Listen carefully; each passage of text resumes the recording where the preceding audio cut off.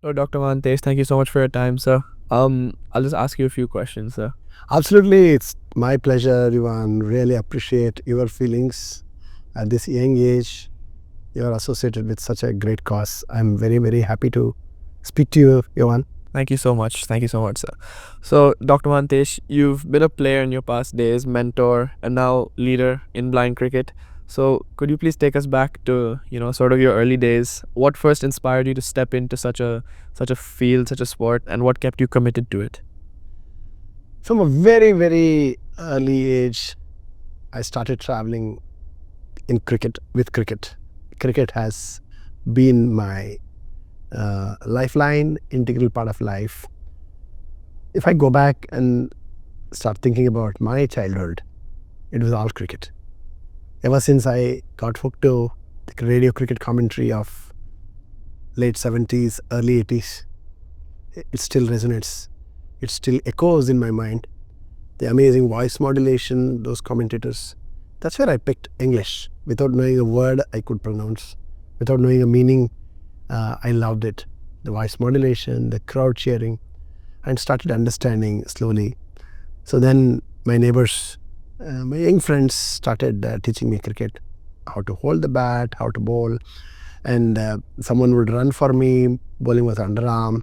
No audible ball, no audio ball, what we use now, it was not there. It was all regular cricket ball, leather ball, sponge ball. They bowled underarm. Listening to mild sound, I could swing my bat. And the most of the time I could connect. Somebody would run. And they also taught me how to bowl overarm. So what started off with this, it has been evolving. I don't say it's evolved. Still evolving, still learning, still enjoying, get entertained. And I felt this has to be my mission of life because I learned so much. I got so much from it.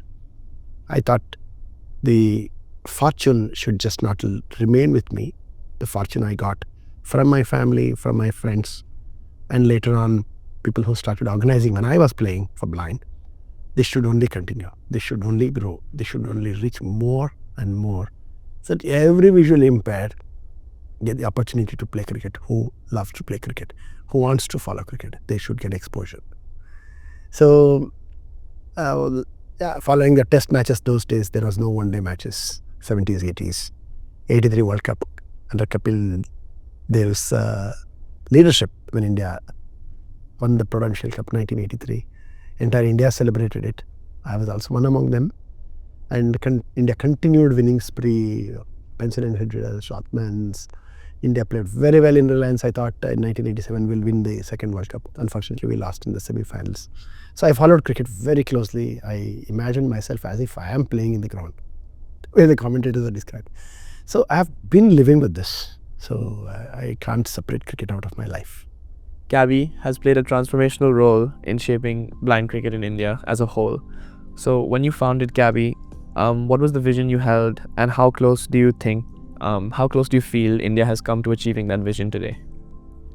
Yeah, when the organization which was running a blind cricket in India up to 2010 decided to move on, Ms. George Abraham asked me and Nagesh, would you guys like to take this forward?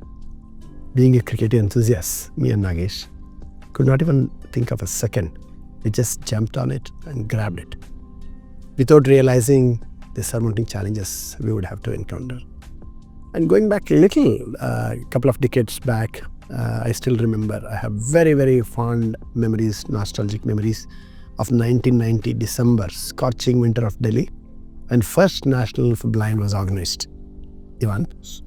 So we all came with so much excitement, so much of enthusiasm, interest, want to play the competitive game.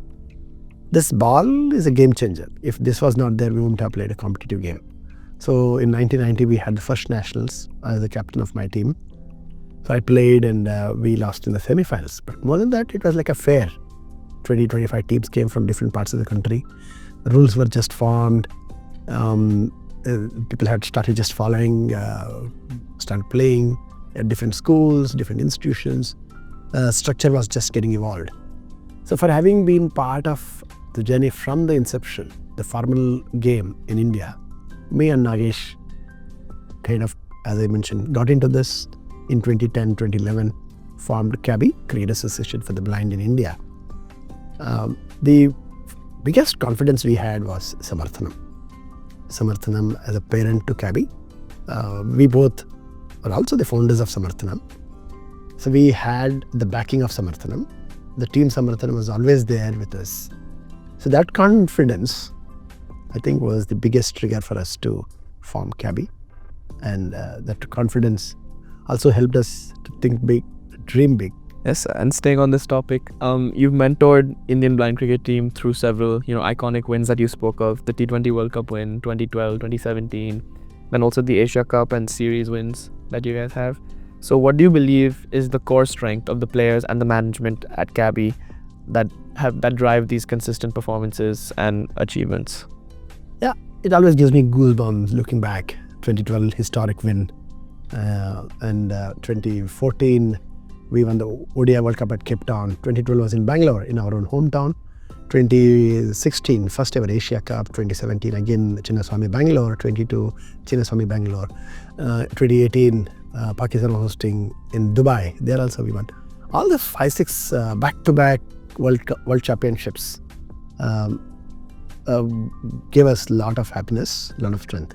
But behind this, there was a very structured approach. Management was very, very keen that we have to pick up the best of the players. To get the best players, you have to organize a lot of tournaments. Just not tournaments, you have to give them a lot of mental support system. Morally, you should give them hope. And they should never give up, never give up attitude. You might get beaten 10 runs, 20 runs in an over, but you can take the wicket in the next over.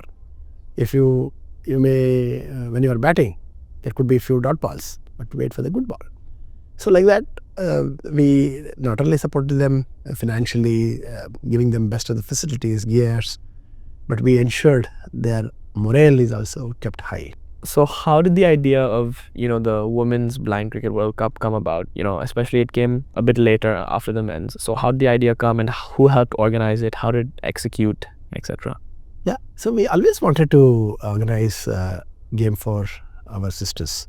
So we took some time because we wanted to kind of decode the game. How do we do this? We learned it organizing for our men, and we built a structure. We wanted to build that support system because organizing something for women it has to be addressed at a very different level with a different approach. A lot of safety, security, and we got to involve women to manage them because their needs are different. We don't understand. So we learned all that. In 2019, in one of our AGM, Annual General Body Meeting of CABI, in June, July, we decided to host first nationals for girls. Thanks to Shalinder, who is now the General Secretary of CABI, he came forward to host it in Delhi. So in the scorching winter, like how I mentioned nationals, December, we organized the first nationals. Lot of challenges again, the CAA and few other challenges. Grounds were booked, they cancelled. So like these challenges are always there, Yuvaan. Yeah, sure. But we wanted to do it, we did it. First tournament, we had 7 states, and second one we had 14. The reason why we wanted to do it for our girls was they are no less. They need a chance. They are more vulnerable, they are more marginalized. So as a responsible organization, Samarthanam and CABI and our state boards, we decided to do it for them. Just did it, and it is developing much faster than what we expected. Yes, sir. So for both the women and men, to play blind cricket, it requires a lot of skill, instinct, trust in your ability, training, etc. So as someone who has seen the game evolve from the inside as a player to a mentor, how have you found the changes, and which changes have been the most impactful, be it technical or for the infrastructure, the culture of the team? Which changes have been most impactful, and how have they changed CABI and blind cricket in India as a whole? Yeah, looking back 35 years, when I was playing, it was at a very basic level, no gears. It just started off, but it has been evolving. As I said, it is evolving. It's not evolved yet. Evolution is a continuous process. So we are committed to bring all possible improvements in the game. There has been huge improvement in the bowling, speed, spinning, bouncing, and even totally blind players, some of them are bowling so well, so accurate. So, and we have brought a lot of technology into scoring, because there are some modifications in the game. So the rules, regulations. So we have used technology effectively to disseminate the information and also capture the records. So, and all players are just not taught how to play cricket. They're also exposed to a lot of other developments, because at the end of the day, they should become employable. Cricket is part of their life, but after some time, they won't be able to play.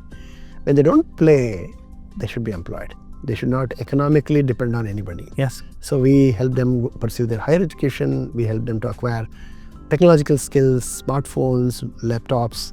They should use social media to promote themselves, and how they can be treated as celebrities. Just not performance. You should also know how to perform yourself, behave yourself, and how to present yourself amongst your neighborhood, new family, because visually impaired are very, very neglected a lot, especially in rural areas.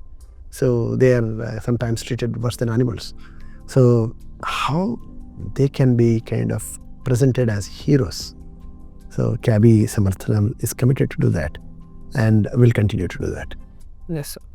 So for the future of blind cricket in India and in the world, what message do you want to give to parents, schools, institutions, or just young players in general who are hesitant or unsure about trying something new or taking that leap? Yeah. So talking about cricket, I'm one example. If I am talking to you today, if I'm talking English, not my master's, not my MPhil, it is an English cricket commentary I heard. It teaches you so much. Cricket is just not a game, it's just not a sport. It is a medium of transformation. Therefore, I sincerely advise parents of visually impaired, encourage them to follow cricket, help them to play cricket, refer them to organizations who run cricket, who manage cricket. What we as CABI, Samarthanam and state boards, affiliates, our focus is enabling them, empowering them, building confidence in them, teaching them life lessons through cricket. Cricket is a big teacher. I can see everything through cricket. I can feel everything through cricket. Yes. I can connect everything through cricket. So that is the power of cricket. So for Indians, yes, cricket is religion. Visually impaired are no exception. Talking about global needs, yes, we need to take cricket to newer countries, and wherever it is there, I request parents and kids also to follow cricket, play cricket. I request governments, mainstream cricket boards, sports bodies, encourage the game, provide resources. Same in India. I request sponsors. I invite sponsors to join hands with us. Together, let's create that ecosystem. Whoever wants to pursue cricket, they should not struggle for equipments, resources, opportunities. 100%. So cricket can empower you. Cricket can create employment. That I have seen. Even talking about Indian cricket, our boys and girls have got jobs because they played cricket for India. They got cash awards. They won for India.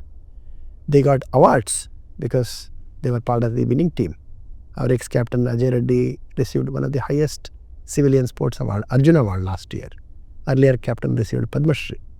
So, and so many people have got state awards, and they are invited in TV shows whenever there is some discussions happening. So that is the power of cricket. So therefore, let's all push people to play cricket, to learn cricket, to follow cricket, and live in and with cricket. Yes, sir. It's truly inspirational what CABI is doing for India, for blind cricket as a whole. And I really think it deserves to be enabled and empowered more. I'm going to try and create a documentary as well for blind cricket to raise awareness, give visibility, and show how, blind cricket players are not using their disability as a source of pity, but, to try and empower themselves and embrace their identity, do something new and do something powerful as well, sir. I think it's a great effort, Yuvaan. So, a young boy, I admire your passion, admire your compassion. So, hope more would get inspired by you and they will follow you, so that every individual in the world get to know the power of cricket, and very rightly said, how they focus about their ability and they forget their disability when they are in the ground. So, if you remove 3 letters in disability, only ability. When ability is there, only celebration, sambrama. So, I really compliment Yuvaan taking your precious time out to do this, creating documentary. I'm sure this will move many hearts. This will inspire so many in the days to come, and it will open the eyes of many people, and it will open many doors for our young girls and boys. So someone like you getting involved will only magnify and take it to next level. Yes, sir. Thank you so much, sir. Thank you. Get it, get it, get it. Watch me.